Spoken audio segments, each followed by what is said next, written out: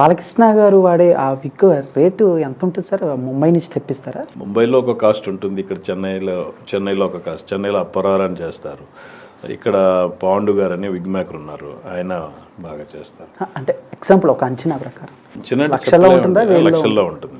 లక్షల్లో అంటే makeup artist ఒక్కొక్క ఆర్టిస్ట్కి ఒక్కొక్క రకమైన ప్రొడక్ట్స్ యూజ్ చేస్తారు. ఎస్, అంటే ఇప్పుడు బ్యాక్గ్రౌండ్ ఆర్టిస్ట్కి ఒకటి, మెయిన్ హీరో హీరోయిన్స్ అనేటప్పటికీ కాస్ట్లీ మెటీరియల్, ఎందుకంటే వాళ్ళు ఎప్పుడు గ్లామర్ గానే కనిపించాలి అని ఎటువంటి ఇబ్బందులు రాకుండా తర్వాత ఫేస్ కి సంబంధించి. సో అలా బాలకృష్ణ గారికి సంబంధించి మేకప్ ప్రొడక్ట్స్ అవన్నీ కూడా ఎంత ఉంటాయండి?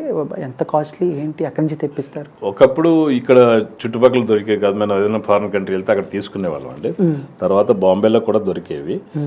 ఇప్పుడంటే మ్యాక్ వచ్చింది, అప్పుడు మ్యాక్స్ ఫ్యాక్టర్ అని ఓల్డ్ కంపెనీ ఉండేది, ఇప్పుడు లేదండి. పాత ఎన్టీ రామారావు టైంలో, నాగేశ్వర గారి టైంలో, కృష్ణ గారు ఇవన్నీ వాడు మ్యాక్స్ ఫ్యాక్టర్ అని ఫ్యాక్టరీ టోటల్ క్లోజ్. ఆ మెటీరియల్ అయితే మార్నింగ్ వేస్తే మేకప్ ఈవినింగ్ అయ్యే వరకు కూడా అసలు నో స్క్రాచెస్, జిడ్డు లేకుండా ఫ్రెష్గానే ఉండేది. అలాంటి మెటీరియల్ అప్పుడు వాడేవాళ్ళం. ఆ తర్వాత ఏంటంటే డర్మా, క్రోయిలాన్, మ్యాకు, అంటే సిచ్యువేషన్ బట్టి, సీజన్స్ని బట్టి కూడా మనం మెటీరియల్ వాడితే బాగుంటుందండి, ఎప్పుడు ఫ్రెష్ లుక్లో ఉంటుంది. సపోజ్ వింటర్ అనుకోండి, మనం ఏ మెటీరియల్ వేసినా బాగుంటుంది. ఆయనకి స్వెట్టింగ్ ఎక్కువ వస్తుంది, డాన్స్లో కానీ ఫైట్స్లో కానీ దగ్గర ఉండి చూసుకోవడం, ఎప్పటికప్పుడు ఫ్రెష్ లుక్లో మనం చేయడం జరుగుతుంది.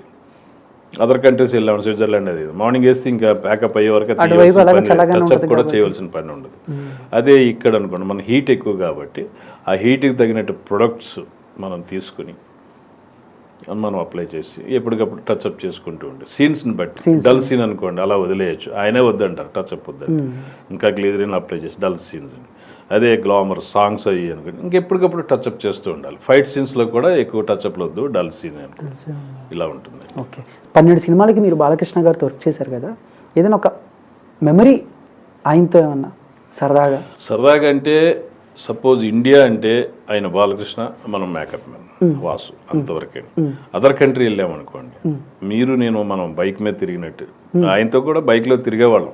బాలకృష్ణ అక్కడ బైక్ ఏదన్నా అంటే కనిపిస్తే తీసుకోవడం, అలా వెళ్దామని ఆయనతో పాటు నేను బైక్ ఎక్కించుకొని సరదాగా అలా తిరిగింది. ఏంటంటే సౌత్ ఆఫ్రికా వెళ్ళాం, బలేవాడు బాస్ హోటల్. ఒక ఊరు నుంచి ఇంకో ఊరు షిఫ్ట్ అవుతుంటే ఆ బస్సులో ఉన్న నాగర, సాంగ్స్ వచ్చే నాగర ఎవడో జంపు తీసేసారు, కొట్టేశారు.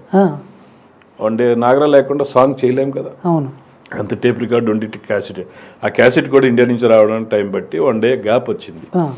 అప్పుడు ఏం చేయాలి, సరదాగా అలా బయటకు వచ్చాం. అక్కడైతే చాలా ఫ్రెండ్లీగా అందరితో పాటు సాయంత్రం ప్యాకప్ అయితే అందరూ కలిసి కూర్చుందాం, మాట్లాడదాం, డిన్నర్ చేద్దాం, ఏమన్నా ఉంటే పైకి వేసుకోవడం. కెమెరా డిపార్ట్మెంట్ ఉంటారు, మనం ఉంటాం, కాస్ట్యూమర్ ఉంటారు, డైరెక్షన్ డిపార్ట్మెంట్ ఉంటారు, అందరితో కూడా లిమిటెడ్ క్రూ వెళ్తాం కాబట్టి అందరితో సరదాగా ఉంటారు. పడుకుని మళ్ళీ ప్యాకప్ అయ్యి మళ్ళీ మార్నింగ్ కలిసే వరకు కూడా సరదాగా ఎంజాయ్ చేస్తుండే.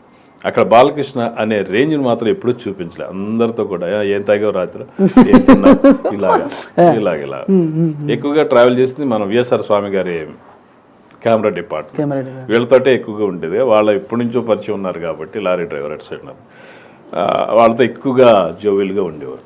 నేను ఉన్నాను కాబట్టి ఏం తిన్నావు, ఏంటి ఖాళీగా ఉన్నావు, ఏం చేసావు, ఇలాగ అడుగుతూ ఉంటారు. ఫ్రెండ్లీగా ఉంటారు. అదర్ కంట్రీస్లో బండి మీద బైక్లో కూడా తిరిగిన ఫొటోస్ కూడా నా దగ్గర ఉన్నాయి. తర్వాత ఇండియాలో మాత్రం సపోజ్ ఎక్కడైనా సరే ఇంకా ఆయన ఒక రేంజ్ ఉంటుంది కాబట్టి, ఇక్కడ ఆయన చుట్టుపక్కల కొంతమంది ఉంటారు కాబట్టి, అంటే మనల్ని ఏదో అంటారని కాదు, డిస్టెన్స్ మెయింటైన్ చేస్తాం. అవునవును, అంటే అదొక సెక్యూరిటీ పర్పస్ అని కూడా అనుకోవచ్చు.